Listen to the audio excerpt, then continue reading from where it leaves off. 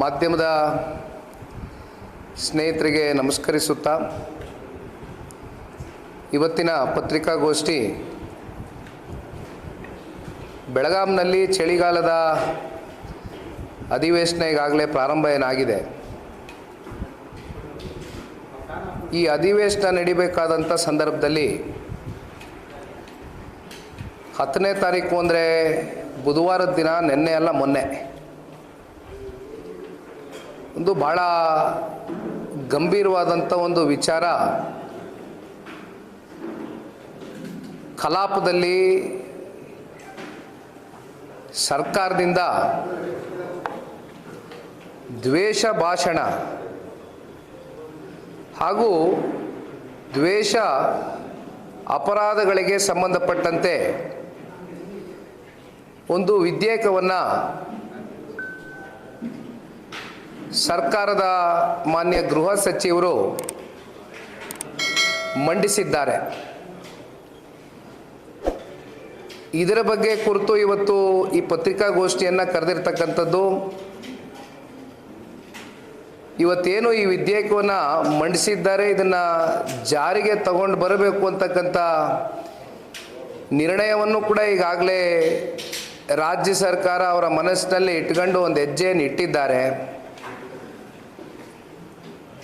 ಬಹುಶಃ ಇವತ್ತು ಈ ದ್ವೇಷ ಭಾಷಣ ಹಾಗೂ ದ್ವೇಷ ಅಪರಾಧದ ಬಗ್ಗೆ ಸಂಬಂಧಪಟ್ಟಂತೆ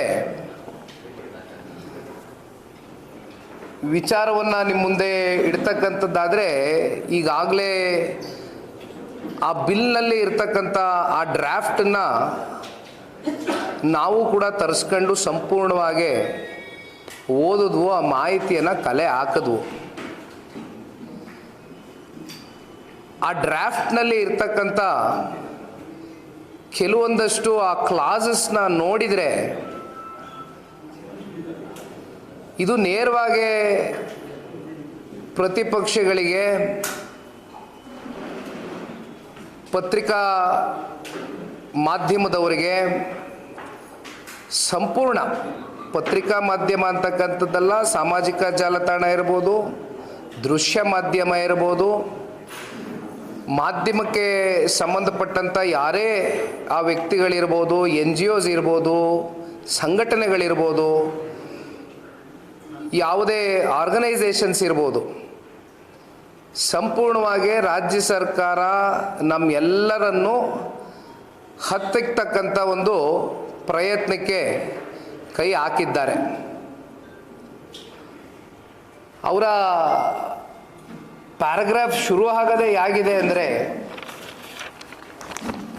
ದ್ವೇಷ ಭಾಷಣದ ಪ್ರಕಟಣೆ ಅಥವಾ ಪ್ರಚಾರವನ್ನು ಎಂದು ಶುರು ಆಗುತ್ತೆ. ಅದರಲ್ಲಿ ಒಂದಷ್ಟು ಕ್ಲಾಸಸ್ನಲ್ಲಿ ಏನೇನು ಮೆನ್ಷನ್ ಆಗಿದೆ ಅನ್ನೋದನ್ನ ನಾನು ಓದ್ಬಿಡ್ತೀನಿ ನಿಮಗೆ.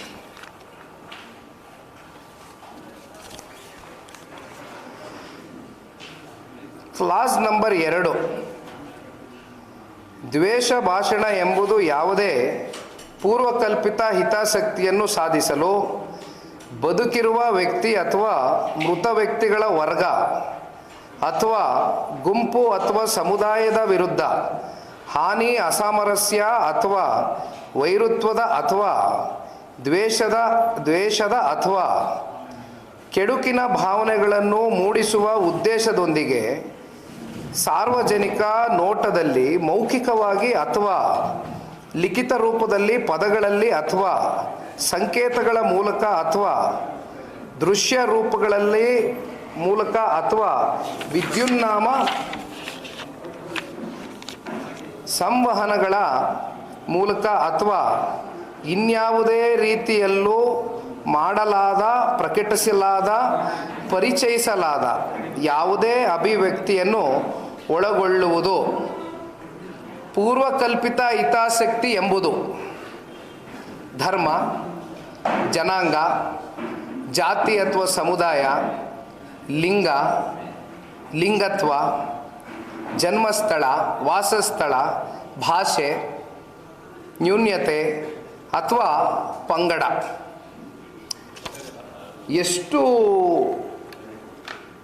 ಡೀಪಾಗಿ ಹೋಗಿದ್ದಾರೆ ಅಂದರೆ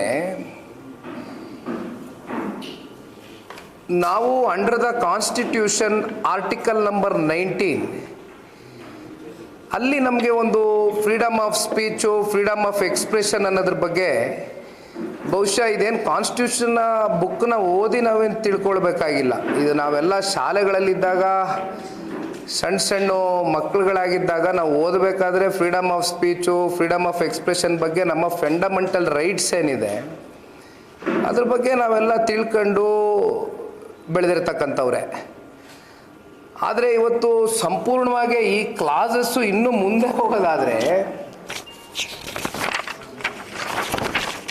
ಈಗ ಕ್ಲಾಸ್ ನಂಬರ್ 3ನಲ್ಲಿ ಏನಿದೆ, ಡೈರೆಕ್ಟಾಗೆ ವಾರೆಂಟ್ ಇಶ್ಯೂ ಮಾಡ್ದಿರಾ ನೀವು ಅದೆಂಥದ್ದು ದ್ವೇಷ ಅಪರಾಧಿನೋ ಅಥವಾ ದ್ವೇಷ ಭಾಷಣೆ ನೀವು ಪ್ರಯೋಗ ಮಾಡಿಬಿಟ್ಟಿದ್ದೀರಾ ಅಂತಕ್ಕಂಥದ್ದನ್ನು ಸರ್ಕಾರವೇ ಪರಿಗಣಿಸಿ, ಇಲ್ಲಿ ಯಾವುದು ಜುಡಿಷರಿ ಸಿಸ್ಟಮ್ ಇಲ್ಲ, ಮುಂದಕ್ಕೆ ಬರ್ತೀನಿ, ಸರ್ಕಾರವೇ ಅವರೇ ಇದನ್ನು ಜಡ್ಜ್ಮೆಂಟ್ ರೀತಿ ಮಾಡಿ ದ್ವೇಷ ಭಾಷಣ, ದ್ವೇಷ ಅಪರಾಧ ಅಂತ ಅವರೇ ಇದನ್ನು ತೀರ್ಮಾನ ಮಾಡಿ ನಾನ್ ಬೇಲಬಲ್ ಕಾಗ್ನೆಸಿವ್ ಅಫೆನ್ಸ್ ಅಂತ ಬುಕ್ ಮಾಡ್ತಾರೆ. ಅಂದರೆ ಇಲ್ಲಿ ನಮಗೆ ವಾರೆಂಟ್ ಇಶ್ಯೂ ಮಾಡ್ತಕ್ಕಂಥ ಪ್ರಶ್ನೆನೇ ಇಲ್ಲ. ಕನಿಷ್ಠ ಪಕ್ಷ 1 ರಿಂದ 2 ವರ್ಷ ಇಂಪ್ರಿಸನ್ಮೆಂಟು, ಗರಿಷ್ಠ 7 ವರ್ಷದವರೆಗೂ ಇಂಪ್ರಿಸನ್ಮೆಂಟು. ಮತ್ತೆ ಏನಾದರೂ ಆ ವ್ಯಕ್ತಿ ಮೇಲೆ ಏನೋ ಆಪಾದನೆ ಬಂದಿರುತ್ತೆ, ಅವನನ್ನು ಮತ್ತೆ 2ನೇ ಬಾರಿ ಆಪಾದನೆ ಬಂದಂಥ ಸಂದರ್ಭದಲ್ಲಿ ಅವನನ್ನು ಅಪರಾಧಿ ಅಂತ ಏನು ತೀರ್ಮಾನ ಮಾಡ್ತಾರೆ ಸರ್ಕಾರ, ಅವ್ರಿಗೆ 10 ವರ್ಷದ ಇಂಪ್ರಿಸನ್ಮೆಂಟು, ಜೊತೆಯಲ್ಲಿ 50,000ನೋ 1,00,000ನೋ ದುಡ್ಡು ಕಟ್ಟಿಸ್ಕೊಳ್ತಕ್ಕಂಥದ್ದು, ದಂಡ ಆಗ್ತಕ್ಕಂಥದ್ದು. ಇದು ಕ್ಲಾಸ್ ನಂಬರ್ 3ನಲ್ಲಿ ಇರ್ತಕ್ಕಂಥ ಅಂಶ. ಲೇಟೆಸ್ಟ್ ಹಾಗೂ ಇಂಟ್ರೆಸ್ಟಿಂಗ್ ಸುದ್ದಿಗಳಿಗಾಗಿ ಬಾಸ್ ಟಿವಿ ಕನ್ನಡ ಚಾನೆಲ್ನ ಸಬ್ಸ್ಕ್ರೈಬ್ ಮಾಡಿ. ಹಾಗೆಯೇ ಬೆಲ್ ಐಕಾನ್ ಪ್ರೆಸ್ ಮಾಡಿ. ಇದರ ಜೊತೆಗೆ ಫೇಸ್ಬುಕ್, ಇನ್ಸ್ಟಾಗ್ರಾಮ್, ಎಕ್ಸ್ನಲ್ಲೂ ಮಿಸ್ ಮಾಡದೆ ಫಾಲೋ ಮಾಡಿ.